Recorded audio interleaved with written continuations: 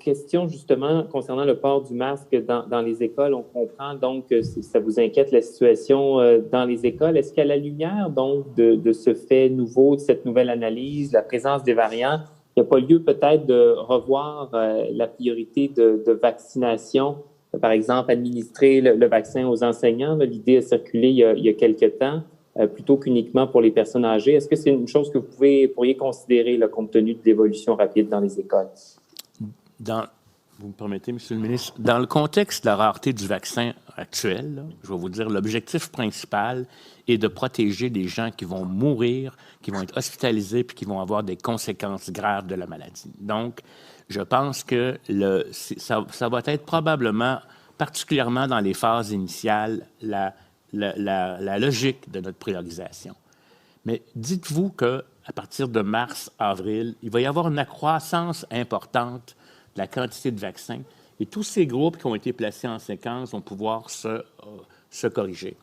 Le vaccin n'empêche pas la transmission nécessairement de la maladie. On n'a pas démontré qu'il contrôle l'épidémie. Il diminue et peut diminuer les complications, ça c'est très important, les mortalités, etc. Donc on n'a pas l'intention, en tout cas, à moins que les données changent dans la littérature, de changer notre plan de match pour utiliser, par exemple, pour empêcher des éclosions dans les écoles. Surtout que l'impact chez les écoles, c'est important, mais les enfants sont à faible risque et les professeurs en bonne santé aussi, comparativement à d'autres clientèles dans la population québécoise.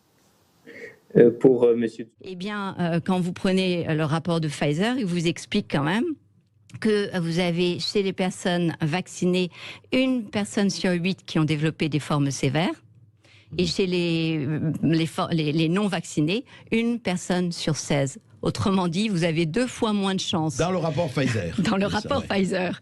Donc, vous auriez donc 2 fois moins de chances. Mais il faut effectivement creuser les détails. Oui, il faut, voilà.